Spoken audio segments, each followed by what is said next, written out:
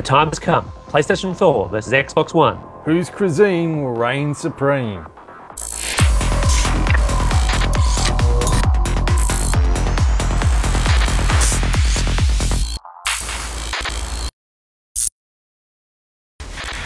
Welcome to Vertical Hole, the tech show where we channel surf through the headlines in search of the big picture.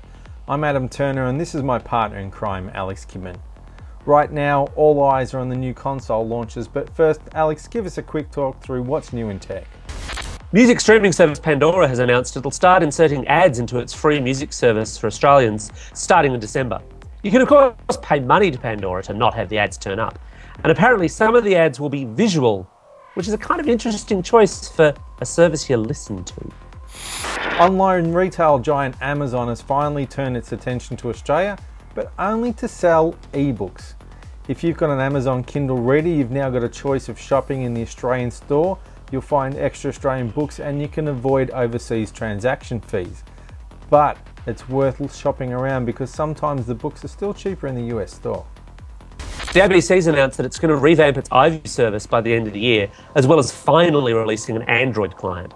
I would throw something funny in there, but the funny thing is, it's taken them this long to think about releasing an Android client? Melbourne and Sydney are preparing to be the last regions of Australia to scrap analogue television broadcast in December.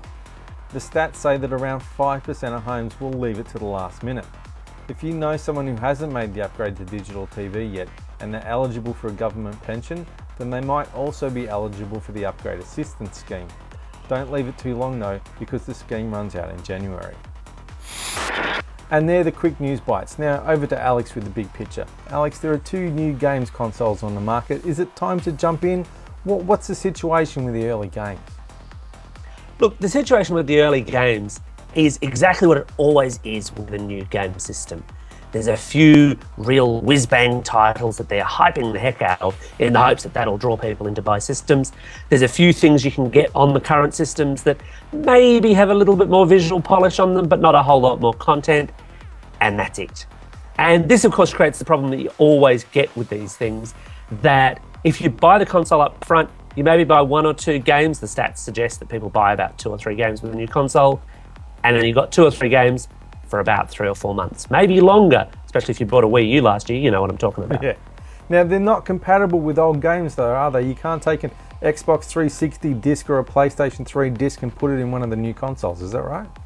Well, you can certainly put it in one of the new consoles. It's not going to do you a whole lot. It's not going to do much though. It's just going to up your blood pressure a bit. Yeah, no, look, this was a deliberate decision on both of their parts. Sony said that they're going to look into using some kind of streaming service to perhaps deliver PlayStation 3 games to PlayStation 4, but that's very much in the future, and let's face it, that's going to depend on an awful lot of streaming and an awful lot of bandwidth. So what about digital downloads? Because there's been a big deal with the fact that you can get old games for the PS3 and the Xbox 360 from the online stores and the arcades. Is that kind of stuff likely to work on these new consoles? Well, the stuff you've already bought, no. They've both been kind of vaguely non-committal about existing purchases, but basically hold on to your PlayStation 3, hold on to your Xbox 360 if you've made big PSN or XBLA purchases respectively. There are some things, and they are offering stuff for prospective buyers in that vein. So for example, Killer Instinct, which hasn't seen a release since the Nintendo 64 was current, is a launch title for the Xbox One. I'm not exactly sure who is clamouring for Killer Instinct to come back, but it's back.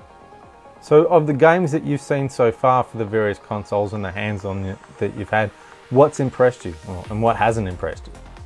To be honest with you, not a whole lot is an absolute standout killer app kind of title just yet. I like Dead Rising 3 a lot, but then I like Dead Rising. Not everyone does. I can appreciate that something like Forza 5 is a very, very nice looking game. I'm not a big driving game person myself. The issue they've got is there's really only a very small selection of things that are unique to each console. And so far, it's still that kind of early days. Everyone's feeling out what can be done. We won't actually see the really, exciting, oh my God, I can't believe they did that with a games console kind of games, probably for about 2 years. So do you reckon people will hold off and stick with their own old consoles until then? I think if you're a committed hardcore gamer, if you really, really, really love this stuff, you've probably already got a pre-order sitting somewhere, or you're sitting in front of a console as you're watching this right now. For the broader community, you can probably hold off for a bit. The reality is that there will still be releases for the 360 and the PS3 going into next year. Neither company can entirely afford to just say, yeah, we're just scrapping it, the way Microsoft did with its jump from the Xbox to the 360, the original Xbox, that is. So there'll still be software around for those. And of course, if you're a bit of a bargain basement hunter, it's a great time to pick up the really good titles from the 360 and PS3 generation, because they're going to start to get seriously cheap. But this of course leads into the flip side of this, which is that these aren't just gaming machines anymore. The previous generation, the PS3 and the Xbox 360, really wanted to be all singing, all dancing home entertainment machines. These take that a little bit further. What's your thoughts on that, Adam? Well, that's what I thought was really interesting, because with the last generation of consoles, it was quite clear that the PlayStation 3 wanted to be all things to all men. Hey, look at me, I'm a Blu-ray player. Hey, look at me, I can do this, I can do that. Where the Xbox 360 was very much a games console, and then over time it matured and you got more of the catch-up TV and the other kind of stuff. They backed the wrong horse with HD DVD, but they slowly sort of came to the party as being the home entertainment system. Now it's reversed.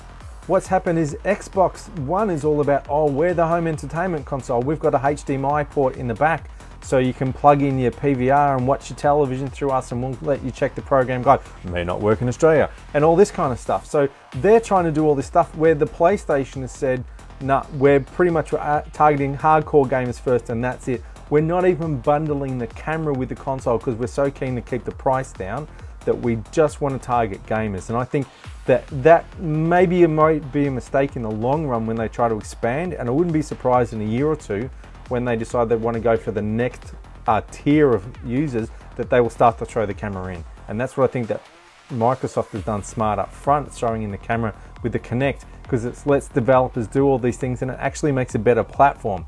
I'm a bit of a PlayStation person, I'm a Gran Turismo person, and my heart says get a PlayStation 4. But my brain says get an Xbox One, because I'm more excited about the Kinect and the platform and the voice control and all the stuff that it can do that's sort of maybe on the PlayStation, but nowhere near the commitment that you've got from Microsoft. I'm more excited about the Kinect as a platform. Yeah, look, Microsoft's not made any secret of the fact that it always wanted to be that all-in entertainment box. But there are some limitations to that in Australia, aren't there? There are a lot of limitations to that in Australia, and that's what I'm really frustrated about. I got my hands on an early review unit, and being more of an entertainment guy than a games guy, there's not actually that much for me to review. Been doing a lot of Forza, I like the driving, but all the things that I really wanted to look at aren't there on launch day. They've said that they're going to have, what is it, they're going to have SBS, they're going to have Channel 10, and they're going to have Quick Flicks, none of which are available at launch, but we should see by Christmas. There's no definite dates on Foxtel Play or iView yet, although wink wink nudge nudge, they're coming. You can plug the console, sorry, you can plug your PVR into the back of the console, and then the Kinect has IR blasters on it. So basically you can say to the Xbox, change the channel on my TV, and then it will use its IR blasters to change the channel on your TV, but not yet. That's coming with the firmware update. And even when it does, Australia doesn't have the electronic program guide yet. If you're in America and you plug your TiVo into the back of your Xbox and you say, Xbox, show me Channel 10 or show me whatever, or find CSI Miami for me, it'll search through the TV guide and get all that stuff for you. Nothing in Australia, no idea when it might come, and knowing how much of a pain in the butt the Australian networks are to deal with on this stuff, we could be hung out to dry for a very long time. So it's very frustrating for someone like me who's interested in that, wanting to be the general home entertainment console. They both kind of seem to have at least one arm tied behind their back, and I'm going to need to wait a few months to really see the things I want to see from the Xbox One. Yeah, it feels a bit like a misstep to me. If you want this thing to have PVR abilities, not just to make it a PVR. I've actually noticed in my own testing that some PVRs are happy to go through the Xbox One and some of them are not so happy. Yeah, that wouldn't surprise me at all. It's going to be very hit and miss. And then once they actually have some more controls, like the ability to turn the channel up and down, will it work with yours? When I had a chat to them when I was in Tokyo at the game show, and they said it'll be a little bit like a Logitech Harmony remote, where they'll have this huge database of devices, or hopefully you'll be able to program it yourself and explain to it, okay, this is how you turn the channel up and down. But yeah, these things are always great in theory. I wouldn't be holding my breath that anything's going to work with this stuff. And what's really frustrating with the PlayStation is that some people in Australia have the Play TV adapter so they can use their PlayStation 3 as a PVR to record television. The Play TV will not work with the PlayStation 4, and at the moment they have no plans to release one for the PlayStation 4. So you're actually losing functionality in there, which we may or may not get back in the last couple of years. So they're almost deliberately driving these home entertainment people away and going, bugger off, if you're not playing, you know, the latest games, then we don't want to know you yet. Maybe in a couple of years' time we'll turn our attention to you. Based on the stability of the Play TV back when I reviewed it, that might have been a blessing in disguise. It's not necessarily a bad thing. Just might. But it is interesting that they've really turned, after forging new ground on this, they're really turning their back on those kind of users. And now we come to Love It or Hate It, where we debate a tech topic. One of us taking the love it position, the other one taking the hate it position. This episode, voice and gesture controls. Adam, you love voice and gesture controls. Tell me why. Yeah, I drew the short straw on this one, didn't I? I love gesture controls. I love sitting on the couch, shouting at my television, hoping it will do as told. I love when my smart-ass 10-year-old son figures out he can walk up the stairs and as he walks away shout out, Skype! Knowing that the television will fire up Skype while you're trying to watch something. It has potential, this stuff. It really does. I've liked what I've seen with the Sony, I like what I've seen with the Samsung televisions. I like what the Xbox is trying to do. What's really frustrated me with the Samsung televisions is I don't think they've thought it through though. You can put your hand up in the air and you put your hand up and move it around the spot you want on the screen and then do this to select, that's the button I want to push. And the mute button is this big. Now when I'm watching television, mute is the thing I'm most likely to do. Mute should be this huge button in the middle of the screen so I can just whack my hand up. If it gets to that point where I can just whack my hand up in the air and do that and know I've muted the television, I'll love it.